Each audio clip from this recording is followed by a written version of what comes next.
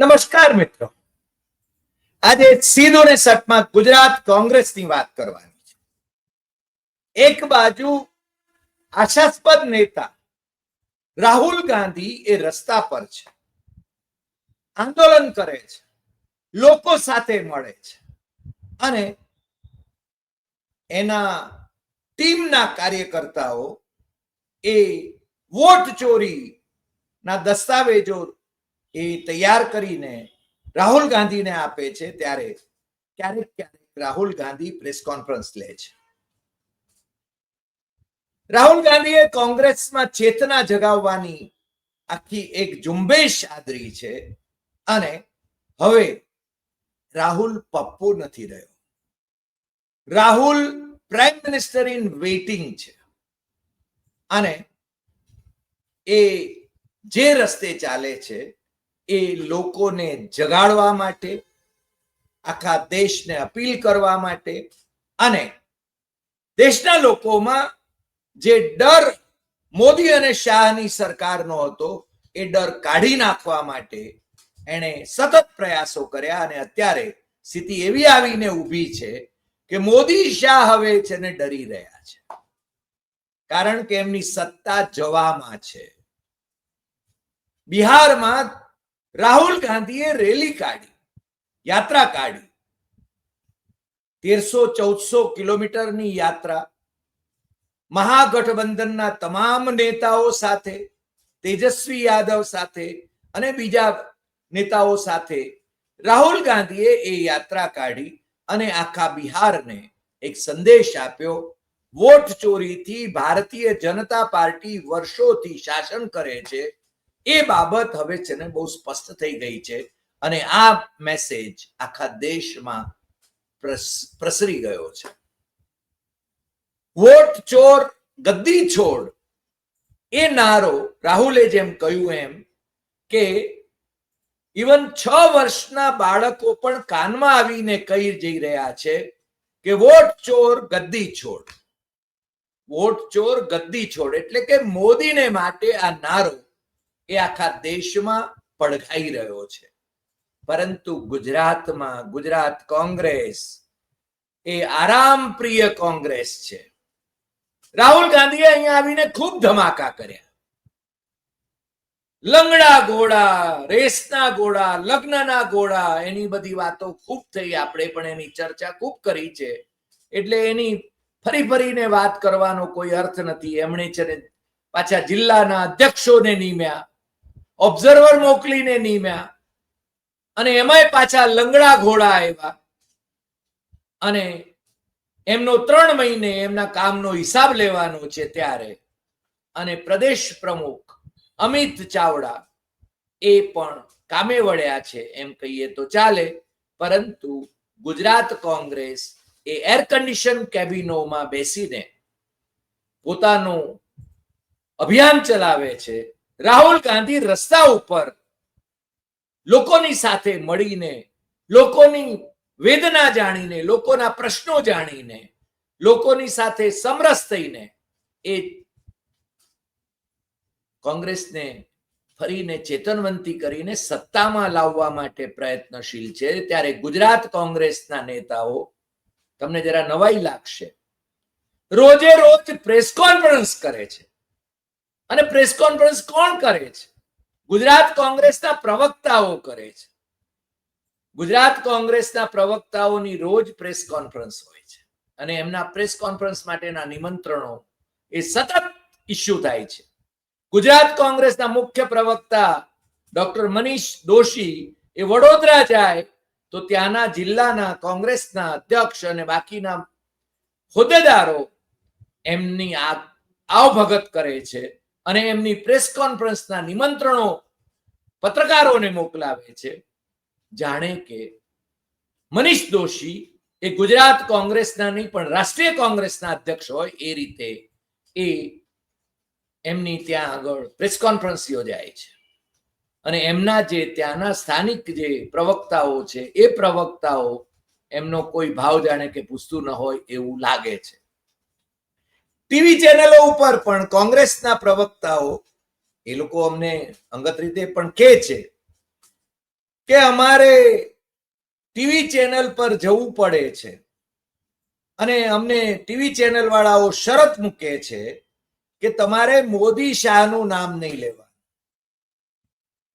TV channel ઉપર મોદી શાહનું નામ નહીં લેવાનું એમ કહીને એમને ટીવી ચેનલ ઉપર પાર્ટિસિપેટ કરવા માટે જ્યારે નિમંત્રવામાં આવે છે ત્યારે કોંગ્રેસના પ્રવક્તાઓ એ જાય છે ટીવી ચેનલ ઉપર, મોદી શાહનું નામ લઈ શકતા નથી અને રાહુલ ગાંધીના ધ્યાને કદાચ આ વાત આવે નહીં એવું પણ બને, પરંતુ આ જે શરત છે એ ગોદી મીડિયા વાળી ટીવી ચેનલો ઉપર પોતાનો ચહેરો ચમકાવવા માટે એ લોકો કરતા હોય એવું લાગે.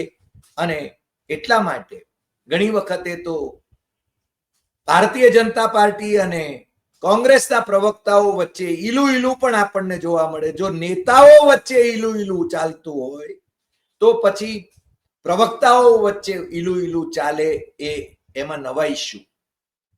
પણ રાહુલ ગાંધી જે મોદી અને શાહની સામે લડે છે એ મોદી અને શાહનું નામ ટીવી ચેનલ ઉપર નહીં લેવાનું એ બાબત, એ શરત સ્વીકારીને આ પ્રવક્તાઓ ટીવી ચેનલ ઉપર પોતાના પક્ષને એના પ્રતિનિધિ તરીકે એ ત્યાં આગળ ઉપસ્થિત થાય છે. રાષ્ટ્રીય સ્તરે તમને ખબર છે કે આરજેડી અને કોંગ્રેસ અને અન્ય પક્ષોના કેટલાક ફાયરબ્રાન્ડ મહિલા પ્રવક્તાઓ એમની સામે ભારતીય જનતા પાર્ટીના પ્રવક્તાઓ ટકી શકે એમ નથી. એટલા માટે આ પ્રવક્તાઓ જો આવશે તો અમે નહીં બેસીએ ટીવી ચેનલ ઉપરની ચર્ચામાં, એવી શરતો મૂકે છે. મને લાગે છે ગુજરાતમાં તો આ મોડેલ પહેલાથી ચાલે છે. ગુજરાતમાં તો એવું પણ હતું કે ભારતીય જનતા પાર્ટી ડિક્ટેટ કરતી હતી કે જો આમ આદમી પાર્ટીનો પ્રવક્તા આવશે તો અમે છે ને એ ડિબેટમાં ભાગ નહીં લઈએ. અને આમ આદમી પાર્ટીએ ભારતીય જનતા પાર્ટીની બી ટીમ હોવા છતાં એક પરસેપ્શન ક્રિએટ કરવાની કોશિશ કરી રહ્યા હતા કે આમ આદમી પાર્ટીનો પ્રવક્તા આવશે તો અમે છે ને ભારતીય જનતા પાર્ટીનો પ્રવક્તા એ ટીવી ચેનલની એ ડિબેટમાં સહભાગી નહીં થાય. હવે તો ટીવી ચેનલો ઉપર ડિબેટ જ ક્યાં થાય છે? એકાદ બે ટીવી ચેનલ ઉપર નામ કે વાસ્તે ટીવી ડિબેટ થાય છે, પરંતુ એમાં સરકાર પક્ષે પ્રવક્તાઓ ઉપરાંત એન્કરો પણ, જેમ રાષ્ટ્રીય સ્તરે ગોદી મીડિયાની ટીવી ચેનલોના એન્કરો જે રીતે ભારતીય જનતા પાર્ટીના પ્રવક્તા હોય એ રીતે વર્તતા હોય એવું ગુજરાતમાં પણ બની શકે છે, બની રહ્યું છે. એકાદ વખત એવું પણ બન્યું કે જી ટીવીની એક ડિબેટમાં અમારી સાથે ભારતીય જનતા પાર્ટીના પ્રવક્તા હતા, કોંગ્રેસે એક ગઢવી કરીને ઓબીસીના નેતા હતા એમને મોકલાવ્યા હતા. હવે કોઈ અભ્યાસ તો કર્યા વિના આવતા. આ પ્રવક્તા, અમને ખબર નહોતી કે એ પાછા થોડા સમયમાં જ ભારતીય જનતા પાર્ટીમાં જોડાવા માટેની ગોઠવણ કરી રહ્યા છે. એટલે એ કસવાલા જે ભારતીય જનતા પાર્ટીના પ્રવક્તા હતા એમની જાણે કે વાત સાથે સંમત હોય એવી રીતે જનક સુતરિયા એન્કર, આમ જનક એન્કર તરીકે ખાસો ફાયરબ્રાન્ડ છે, પ્રશ્નો પણ જરા અણિયાળા કરે છે, પરંતુ પેલા ગઢવી, હું એમનું પહેલું નામ તો ભૂલી ગયો છું, પરંતુ એ છે ને ભારતીય જનતા પાર્ટીમાં જોડાઈ ગયા. અને કોંગ્રેસમાં તો એવું થાય છે કે કોંગ્રેસ જેને મોટા કરે છે એ લોકો જ ખોટા નીકળે છે. કારણ કે ઓબીસી સેલના એ વડા તરીકે જે ગઢવી કાર્યરત હતા, કોંગ્રેસે મોટા કર્યા હતા, એ જ ગઢવીને એમણે એ વખતે આની અંદર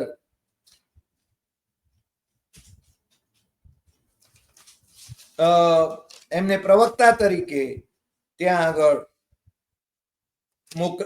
મોકલાવ્યા હતા અને એ કઈ બોલી શકતા નહોતા. એ મને લાગે છે કે એ પછી તો પાછળથી ભારતીય જનતા પાર્ટીમાં જોડાઈ ગયા. અને એ ભારતીય જનતા પાર્ટીમાં જોડાનારાઓનું જો તમે, હાર્દિક પટેલને કોંગ્રેસે મોટા કર્યા, કે જે માણસ રાષ્ટ્રીય સ્તરે આમને ચેલેન્જ કરે છે એ માણસ, જેને જનરલ ડાયર કહી શકે છે અમિત શાહને, અને જે માણસ મોદીને હિટલર કહી શકે છે, એ પાટીદાર આંદોલનનો એક બડુકો સેનાની, બડુકો નેતા, બડુકો સરદાર થયેલો એ હાર્દિક પટેલ એ ભારતીય જનતા પાર્ટીમાં ગરીબ ગાય થઈને રહેશે એવું અમે તો નહોતું ધાર્યું, પરંતુ એ કોંગ્રેસમાંથી છલાંગ મારીને, કદાચ રાષ્ટ્રદ્રોહનો કેસ એની સામે હતો એટલે એ પણ ત્યાં ગયો, અને પાટીદાર આંદોલન ઓબીસીમાં દાખલ થવા માટેનું હતું, એ આંદોલનનો વિરોધ કરનાર અલ્પેશ ઠાકોર ઓબીસીના નેતા તરીકે આંદોલન ચલાવી રહ્યા હતા, એ ભાઈ પણ પાછા ભારતીય જનતા પાર્ટીમાં જોડાઈ ગયા. મને તો મજા એ આવે છે કે જે લોકો ટીવી ડિબેટોમાં મોદી અને શાહને ભાંડતા હતા, એ લોકો મોદી અને શાહના પગમાં અત્યારે આળોટી રહ્યા છે. એમના ધારાસભ્ય તરીકે મોદીની મીઠી નજર એમના તરફ પડે એને માટે લાલાયિત રહે છે. આ બાબત આપણે બધા જોઈ રહ્યા છીએ. એટલે પણ એ તો જાણે કે ભારતીય જનતા પાર્ટીમાં ગયા, પરંતુ ભારતીય જનતા પાર્ટીમાં ન ગયા હોય ને કોંગ્રેસમાં રહ્યા હોય, એ લોકો પણ એમનામાં એ હિંમત નથી, ક્ષમતા નથી, એમના નેતાઓમાં ક્ષમતા નથી કે એ છે ને ફાયરી ડિબેટ કરી શકે. મને લાગે છે ત્યાં સુધી આ કોંગ્રેસ, ગુજરાત કોંગ્રેસ એ 2027માં રાહુલ ગાંધી ભલે એમ કહેતા હોય ને અમને ક્યારેક અમિત ચાવડા જ્યારે પ્રદેશ પ્રમુખ થયા ત્યારે કંઈક આશાનું કિરણ દેખાયું હતું કે એક વિપક્ષ તરીકે મજબૂત રીતે એ ગુજરાતની આ સરકાર, જે જામી પડેલી સરકાર છે, એની સામે એ લડી લેશે. પણ એકાદ મનરેગાની ના કૌભાંડની વાત એ કરી જાય, અને એમાં પાછા મનરેગાના કૌભાંડમાં કોંગ્રેસના જ લોકસભાના ઉમેદવાર હોય એવા ભાઈ શ્રી સંડોવાયેલા હોય, એમના પુત્ર સંડોવાયેલા હોય, એટલે મને લાગે છે કે અહીંયા તો બધાના છે ને ક્યાંક ને ક્યાંક કનેક્શન આવ્યા કરે છે. ભારતીય જનતા પાર્ટી સાથે કોંગ્રેસના નેતાઓનું જે સંધાણ છે એને કારણે એમનામાં એ ગટ્સ નથી કે રાહુલની જેમ એ બોલી શકે. રાહુલ આગ સાથે ખેલે છે એમ જ્યારે કહેવામાં આવે છે ત્યારે એના પોતાના વેસ્ટેડ ઇન્ટરેસ્ટ નથી. જ્યારે ગુજરાતમાં કોંગ્રેસના નેતાઓના વેસ્ટેડ ઇન્ટરેસ્ટ ના હોય એવા કોઈ નેતાઓ હજુ સુધી અમને હજુ મળ્યા હોય એવું લાગતું નથી. બધા જ નેતાઓના કંઈક ને કંઈક વેસ્ટેડ ઇન્ટરેસ્ટ છે, અને એ કાં તો ડાયરેક્ટલી ભારતીય જનતા પાર્ટી સાથે ડીલ કરી રહ્યા છે, પોતાના કામ કઢાવી રહ્યા છે, કારણ કે 30 વર્ષથી અહીંયા ભારતીય જનતા પાર્ટી સત્તામાં છે અને એમના કામ થાય એવું એ અપેક્ષિત માને છે, અથવા તો એ ડાયરેક્ટલી એમના કામ થાય છે, અથવા તો ભારતીય જનતા પાર્ટીના કયાગરા જે ઉદ્યોગપતિઓ છે એ ઉદ્યોગપતિઓ એમનાથી એ લાભાન્વિત થઈ રહ્યા છે, અને એ ઉદ્યોગપતિઓ એમને કાં તો ભારતીય જનતા પાર્ટીમાં જોડાવા માટે પ્રેરી રહ્યા છે, અથવા તો કોંગ્રેસમાં રહીને પણ એ ભારતીય જનતા પાર્ટીનું કામ કરે એને માટેના એમને લાભ જે ખટાવવાના હોય એ લાભ એમને ખટાવી રહ્યા છે. એ બહુ સ્પષ્ટ છે. મને લાગે છે કે ગુજરાત કોંગ્રેસ અત્યારે, તમે જો ગુજરાત કોંગ્રેસની અખબારી યાદીઓ જોયા કરો, એમની અખબારી યાદીઓ જ એ બહાર પાડ્યા કરે છે. પ્રજાની સાથે જઈને સંવાદ કરવો, પ્રજાની વચ્ચે જવું, એ મને લાગે છે કે કોંગ્રેસના નેતાઓને ફાવતું નથી. અને ભારતીય જનતા પાર્ટીના કાર્યકર્તાઓ એમને તમે ગમે તેટલા ભાંડો તો પણ ગુજરાતમાં એટલું તો કહેવું પડે કે પ્રત્યેક કામગીરીમાં એ લોકો એ બહુ સ્પષ્ટપણે પ્રજાની સાથે સંકળાયેલા રહે છે. અને કોંગ્રેસના જે નેતાઓ છે, શું કરીએ, અમારું તો કંઈ ચાલતું જ નથી, અમને કંઈ સાંભળતા જ નથી, અમે કંઈ રજૂઆત કરીએ તો એ ઠીક છે. લાલ, બાલ અને પાલ, આ 3 જણા એ જાણે કે લડતા હોય એવું લાગે છે. લાલજી દેસાઈ, જિગ્નેશ મેવાણી અને પાલભાઈ આંબલિયા. પરંતુ એમાં જિગ્નેશ ઘણી વખતે પોલીસ અધિકારીઓની સાથે અથવા તો કલેક્ટરોની સાથે જે પ્રકારની ભાષા વાપરે છે એ ભાષા હું નથી માનતો કે કોઈ ધારાસભ્ય વાપરવી જોઈએ.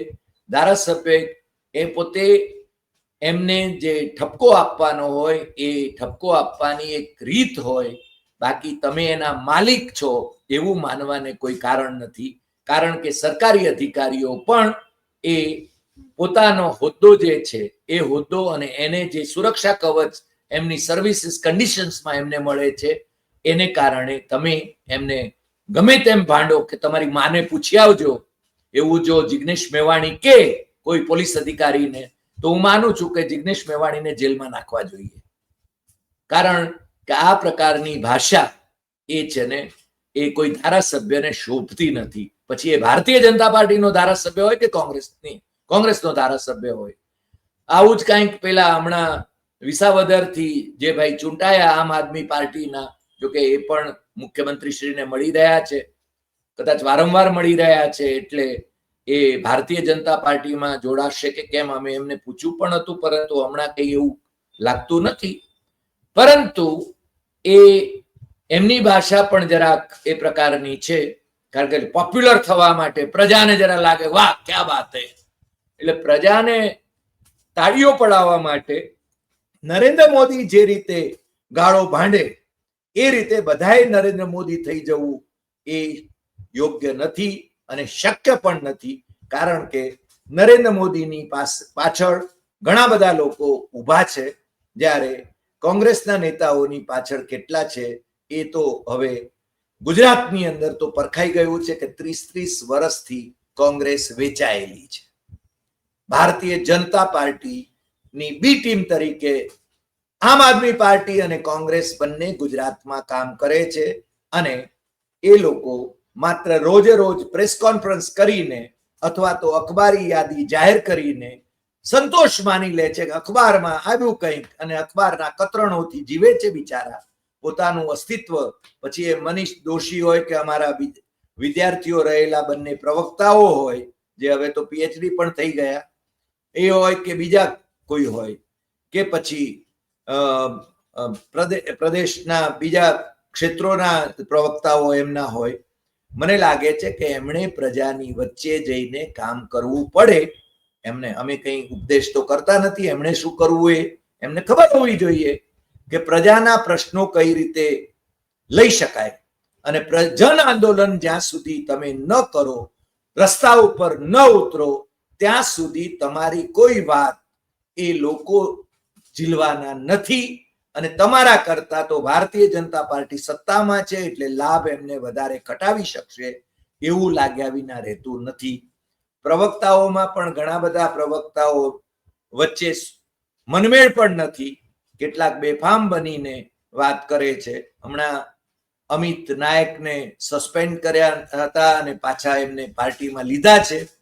અમિત નાયક મુદ્દાસર આક્રમક રીતે એ વાત કરે એવી અપેક્ષા રહે, પરંતુ ઘણી વખતે મુદ્દો ન હોય તો પણ માન્ય વડાપ્રધાનને લગતી કોઈ બાબત વચ્ચે ડબકો મૂકી દે જેથી આખી વાત છે ને ડાયવર્ટ થઈ જાય. મને લાગે છે કે પ્રવક્તાઓનું પ્રશિક્ષણ એ ખૂબ જરૂરી છે, એમને ક્યારે શું બોલવું. ભારતીય જનતા પાર્ટીના પ્રવક્તાઓને બ્રીફ આપવામાં આવે છે દિલ્હીથી, અને એટલા માટે દિલ્હીથી માંડીને ગામ સુધી એમની એક જ વાત પહોંચે છે. કોંગ્રેસમાં આવું કોઈ સંકલન તો છે જ નહીં, ઉપરથી ફાવે તે રીતે બધાને મોટા થઈ જવું છે ને પ્રવક્તાઓ પોતાને છે ને નેતાઓ સમજવા માંડે. અમારા એક મિત્ર એ હંમેશા કહેતા હતા કે PRO should be behind the curtain. PRO જે હોય, આ પ્રવક્તાઓ એ પીઆરઓ છે, પરંતુ એમને એમ લાગે છે કે એ લોકો નેતા થઈ ગયા છે અને એટલા માટે ટીવી ચેનલ ઉપર એમના ચહેરાઓ ચમકે અને એ નેતાગીરી જાણે કે કરે એવું એમને લાગે છે. પરંતુ ખરેખર નેતા થવા માટે તો પ્રજાની વચ્ચે એમણે જવું પડે, પ્રજાના પ્રશ્નો છે એ સમજવા પડે. જે રીતે રાહુલ ગાંધી એ સંઘર્ષ કરે છે, રાહુલ ગાંધી એ પ્રજાની વચ્ચે રહે છે. રાહુલ ગાંધી રસ્તા ઉપર જાય છે અને રાહુલ ગાંધી ના જો કાર્યકર્તા હોય એનું અનુસરણ કરવું હોય તો એની આખી લાઈફસ્ટાઈલને સમજવાની જરૂર છે. બધા કંઈ રાહુલ ગાંધી ન થઈ શકે, પરંતુ પક્ષનું કામ લઈને એમણે આગળ વધવું જોઈએ, પક્ષની નીતિ રીતિ લઈને આગળ વધવું જોઈએ. માત્ર પત્રકાર પરિષદો ભરવાથી કે પછી નિવેદનો કરવાથી કોંગ્રેસને કોઈ વોટ આપવાનું નથી. એની વોટ બેંક જે છે, હું હંમેશા કહું છું કે 35% જેટલી વોટ બેંક છે ગુજરાતમાં. એ વોટ બેંક એમાં છે ને આમ આદમી પાર્ટી ફાંસ મારી જાય છે, પરંતુ કોંગ્રેસ હજુ પણ રિવાઇવ થઈ શકે એમ છે જો પ્રજાની વચ્ચે જાય તો. બાકી એર કન્ડિશન કેબિનોમાં કે રાજીવ ગાંધી ભવન ઉપર રોજે રોજ પ્રેસ કોન્ફરન્સ કરવાથી અમિત ચાવડા એ મોટા થઈ જાય, અથવા તો મનીષ દોશી મોટા થઈ જાય, કે બીજા પ્રવક્તાઓ જેને નેતા થઈ જાય એવું જો એ માનતા હોય, અથવા તો ગાંધીનગર એમને ભાવ આપે એવું જો એ માનતા હોય તો એ ફીફા કાઢે છે. આજે આટલી વાત. ફરી મળીશું નવા એપિસોડમાં નવા વિષય સાથે. તમને જો આ એપિસોડ ગમ્યો હોય તો સૌથી વધુ શેર કરશો, લાઈક કરશો, કમેન્ટ કરશો, અને આપણી YouTube channel doctor Hari Desai Satyamevam Tathyam એ સબસ્ક્રાઇબ કરવા માટે મિત્રોને જરૂર જણાવશો.